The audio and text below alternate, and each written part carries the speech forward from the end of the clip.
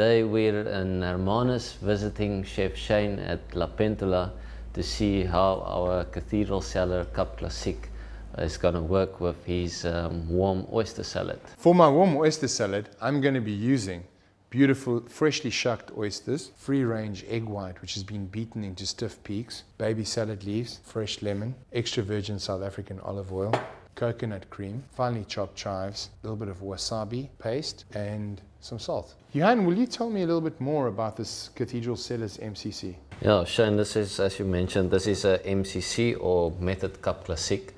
In short, what it means is it's made in the same method as the traditional French method champenoise, in that this product is fermented in the bottle, unlike normal sparkling wines, which is just like a table wine where you've added gas like you use a soda stream at home. Okay. So this is fermented and matured on the fermentation lees in bottle. So basically what happens is, with the CO2 or the bubbles being a byproduct of the fermentation, we lock all of that down in the bottle, and from there the bubble in the bottle.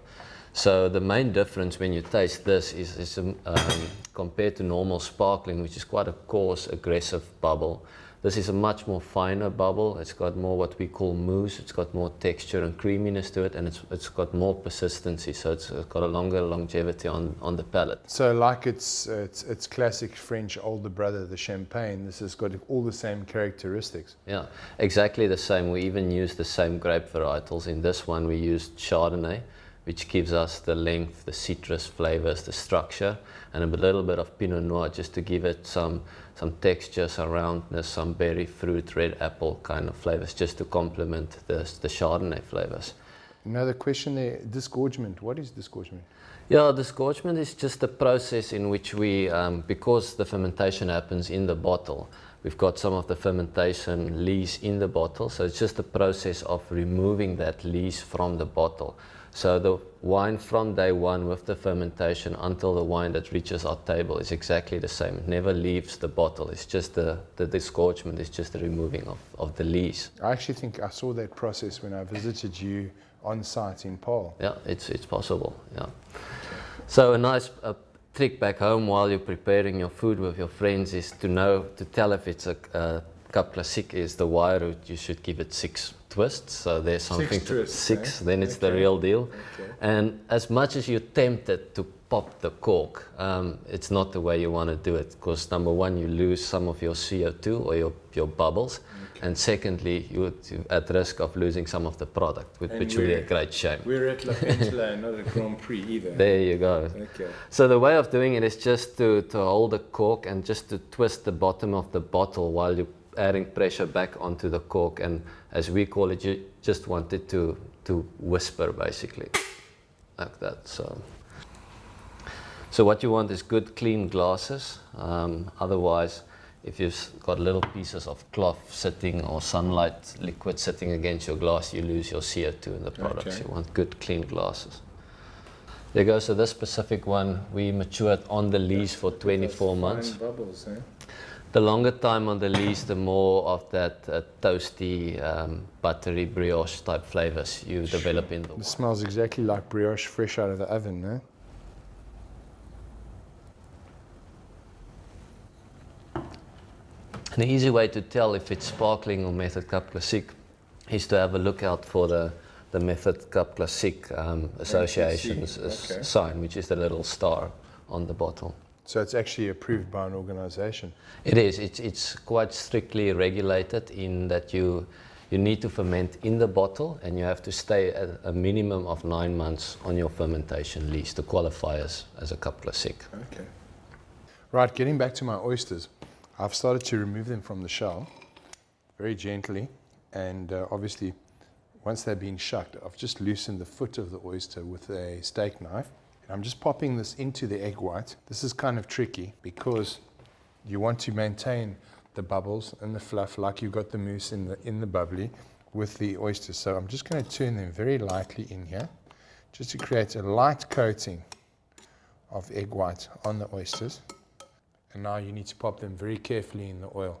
Make sure your oil isn't too hot. It must just be a nice even temperature. Otherwise, oysters, hot oil making for a bit of disaster.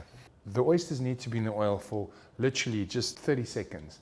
You don't want to overcook them. You still want to keep a little bit of that lovely fresh sea flavor in the oysters. I put them down on a plate with a little bit of kitchen towel just to absorb any excess oil. Now to start plating my oysters. Take the wasabi, add some coconut cream. Now you want a bit of a subtle bite from the wasabi, but if you like it a little bit more hot, why not? This specific wasabi dressing is really great with a little bit of freshly sliced banana, and you can use it as a sample with a curry. I'm going to drizzle this lightly around the plate. What I love about these baby salad leaves, you have a little bit of coriander, a bit of baby rocket, a little bit of fresh red basil in here. So the salad itself is actually quite a combination of flavors all on its own. I'm going to add just a little bit of chives, sprinkle of chives there. You can also put a bit of the chives in the egg whites if you like. I don't want to put them in this time because obviously it's going to overpower that natural sea fresh flavor of the oyster. I'm going to place the oysters down around the salad. A little bit of olive oil just onto the lettuce leaf.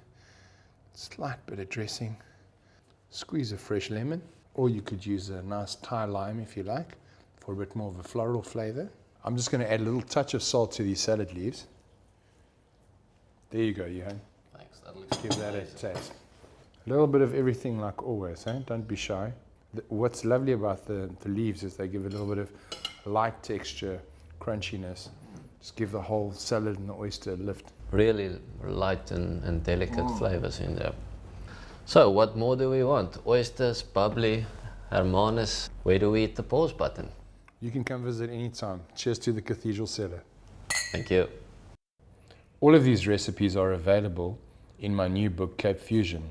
Cape Fusion is going to be for sale at exclusive books countrywide, Jacana Media, Lapentola, Hermanus and Pretoria, and of course, Cellars at the KWV in Paarl. Thank you for joining me on this culinary journey. From me, Shane Sauvage, and my good friend Johan Ferry, the winemaker, thanks for joining us. Ciao for now.